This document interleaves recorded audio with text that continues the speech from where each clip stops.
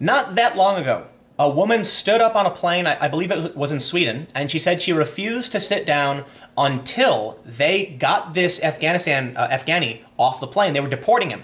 And she refused to back down and said no. Eventually she was removed, the dude was removed, and this was considered this huge viral success in defense of refugees and those seeking refugee status. Unfortunately, a lot of people, I don't know if this story talks about it. This story I've pulled up says that the Swedish student whose flight disruption went viral now faces charges, and that's what we're going to talk about. But a lot of people were saying that apparently the guy she was defending was a wife beater, a guy who apparently beat his children and wife, and he was being deported. And I'm kind of conflicted because I do have concerns whether or not this person can survive being sent back to Afghanistan. There's potential for death when people return to war-torn countries. At the same time, I really am... What do? I'm not going to support a wife beater. Seriously, that's domestic abuse is an egregious violation of the social contract. You cannot harm others in this way. And to me, this stands out as, look, hitting people is wrong. Fighting people is wrong. You should not aggress against other people. However, I would argue, in my opinion, I view it as worse if you're beating your children. Because so I don't know if he was exactly beating his children, but that's what people were telling me. And it's I'm torn between someone, look, the Swedish student who stood up, I think it was silly, in my opinion, but I gotta respect her willingness to do something about it, because so many people would rather sit around and do nothing. Unfortunately, she was ill-informed as to the nature of this man's deportation and thus ended up supporting someone who was kind of detestable. And I can't support her actions in that regard. Ignorant action is damaging. If someone went out claiming that they were protesting in favor of some kind of policy and that policy was fascism, I'd be like, dude, sorry, not gonna support you. I understand what you're doing. You think what you're doing is right, but you're literally standing in defense of a wife beater who is being lawfully deported, right? So let's see what happened to her. They say that she's facing charges. The Swedish student who live streamed her onboard protest against the deportation of an Afghan asylum seeker over the summer is being charged with violating Sweden's Aviation Act, broadcaster SVT reported on Friday. Student activist Ellis Urson protested against the Swedish government's policy of deporting some rejected asylum seekers to Afghanistan by boarding an Istanbul-bound flight that carried an Afghan man who was to be returned home after being denied asylum. Okay, so this was going to Istanbul, right? I should walk back what I said. I'm concerned that he would die if he went to Afghanistan, but they're saying he was going to Istanbul, where he may actually be able to apply for refugee status and be allowed to stay in the country. Not that Turkey is the best country in the world, but it's safe. I think Turkey's pretty nice. They just got an authoritarian government that locks people up for kind of no reason. But it sounds like they're saying that she boarded the plane on purpose. That she bought it with a ticket for the flight that was purchased by the activist group Sitstrechen i Göteborg. I'm sorry, I'm sure there's some Swedish people watching and you're going to say, Tim, you're terrible at pronouncing words, but you're right. I don't speak Swedish, I can't. The activist boarded the plane and then refused to sit down until the Afghan man was let off. Flights are not allowed to take off until all passengers are safely in their seats. Urson live streamed a protest on Facebook where it was viewed over 5 million times. Got 5.2 million views. Now here's what's really important. I didn't know this. She went on the flight on purpose to disrupt it. To me, that's got to be some kind of bigger violation. And I also want to point out, I believe in civil disobedience. I believe in a person, I don't want to say they have the right to do it. I agree with the practice, but I also agree you'll be arrested for doing it, okay? So in this instance, she boarded the plane, she engaged in civil disobedience, she disrupted things for a lot of people, but it's not violent, it's disruptive. I don't disagree with the disruption at all. I do agree she should be arrested and charged. That's the price activists pay for standing up against things they view as unjust. The reason I believe that is because sometimes laws make sense. Sometimes laws don't. Just because things are illegal or legal doesn't mean they're right or wrong.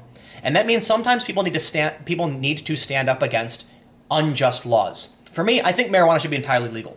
And I agree with people who are willing to go out in public and smoke marijuana and then get arrested for doing so. But there's a reason why I agree with them getting arrested as well. Because some laws are just and are right. And we can't have a system where people are protesting whatever law they want and then not getting arrested for it. So I think we have situations where if enough people protest and shine a light and bring awareness to a certain issue, maybe we can change that law. I was talking with this famous hacker. His name's Moxie Marlinspike. He created this Whisper Systems, I think his company is called. He's got the Signal app. And he said the reason why we need to be able to have privacy and not a surveillance state is that he said, think about, marijuana. At some point, it was entirely illegal. In some places now it's legal. How would we know we wanted it to be legal if no one ever did it? So sometimes you need to break unjust laws. With that, it can get dangerous when people try to break laws they feel are unjust but are actually just. I think there is, I kind of like how our system is built, Think about like interracial marriage and gay marriage. Yeah, we've entirely legalized all of this. But my family, my mom, when she was growing up, it was illegal for her to exist. I'm not exaggerating. Like, miscegenation was illegal, meaning my grandfather and my grandmother weren't allowed to be together. My mom wasn't allowed to be a part of that family. And they had to flee several states. So, they weren't allowed to cohabitate and things of that nature. And by breaking the law and people showing this love and how they can be together in public made things acceptable. And then it became, the Supreme Court said, hey, this is good. So let's continue reading the story. The reaction of her fellow passengers was mixed, with some confronting the student and telling her to sit down and stop filming, and others expressing their support. Reaction on social media was similarly divided, with many hailing the student a hero, but others criticizing the method of protest. Eventually, Urson was told the man would be let off the plane. She was also removed by security. She said, all I want to do is stop the deportation, and then I will comply with the rules here. This is all perfectly legal, and I have not committed a crime, Urson said in the video, and I believe that's not true. So let's see. Shortly after the incident, a preliminary investigation was started to determine whether Urson's contention was correct. On Friday, prosecutors announced that they disagreed with the student activist's stance on the legality of her actions. It is clear that when you look at this objectively, a crime was committed. Although the SVT report did not indicate the specific violation of the Aviation Act, the law does refer to disturbing the order or jeopardizing flight safety or aviation security. They said, we will now hear what the suspect has to say and what sort of explanation the suspect has, he said. Let's see, it says 2017, 9,000 rejected asylum seekers were ordered to leave the country by the Swedish migration agency. So I don't think it says they were going to fly them to Gothenburg. I don't think it explains why they were deporting him. It says activists have been campaigning against Swedish migration agency's continued deportation of Afghan asylum seekers for months, including previous protests at country's airports. The Swedish Foreign Office's official travel advice to residents is to avoid all travel there due to the security situation. But the migration agency maintains that parts of the country, including its capital, Kabul, are safe enough for asylum seekers to be returned there. Well, I wouldn't say I'm an expert, so who am I to disagree with the Swedish government if they say Kabul is safe enough, right? But I guess I want to kind of go back to the... You know what I should probably do? Let me actually look up, see if I can find the actual reason that this guy was deported. So, jump cut. So I pulled up this story. We got Fox News. Afghan migrant whose deportation was thwarted by hero Swedish student was actually sentenced for assault. So this is Fox News. And keep in mind, Fox News is partisan. However, I use a service called NewsGuard, which rates the credibility of organizations, and Fox News is considered to be overly reliable and credible. So I know a lot of people on the left say, Fox News isn't trustworthy. NewsGuard is a nonpartisan journalistic and academic, organization. They say it is. All you can really do, right? So let's see. We read all of this stuff. Swedish police confirmed to Fox News the man whose deportation Urson prevented had received a prison sentence in Sweden for assault. The police spokesman declined to go into more details about the crime the migrant has committed. His asylum application was also rejected. So they say one of the largest newspapers in Finland reported last week as well that the man was sentenced for assault. The man will still eventually be deported, though the date remains unknown. I believe he was deported, because this story is from July. Despite lacking information about the man who was being deported, most media organizations jumped on the story, with the Washington Post calling Urson's stunt a dramatic act of civil disobedience. But that's not wrong. It was dramatic, and it was an act of civil disobedience. I don't think that sentence is praising it. While Newsweek magazine described the student as a hero. Well, there you go. That's a bit different. Calling her a hero is one thing. You have to recognize that not all protesters are good people, okay? Sometimes people protest things, and they're wrong. And they're bad people, all right? You just don't want to call someone... So CNN spoke with Swedish authorities who confirmed it was a forced deportation, but didn't reveal why the man faced deportation.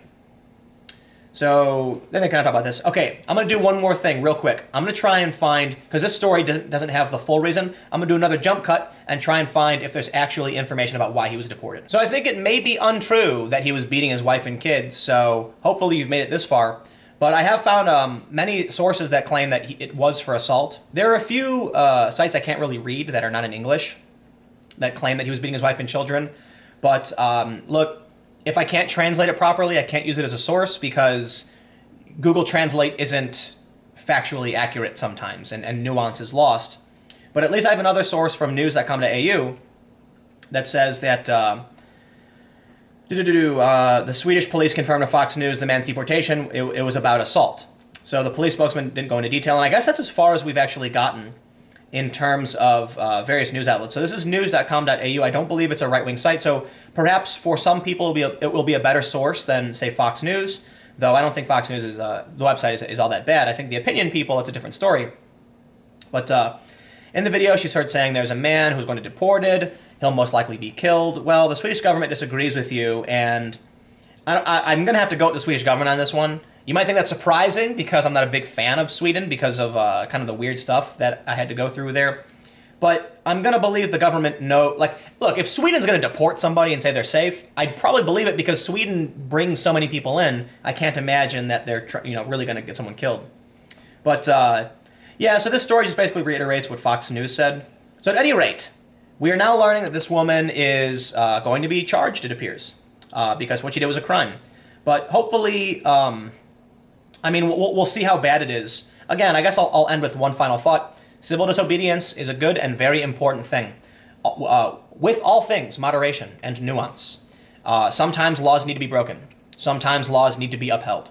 Typically, I believe laws do need to be upheld, but there are a lot of smaller things that need to be challenged, And so, in this instance, she should be arrested, and this law should probably be upheld. I don't think they should change the aviation laws in any way.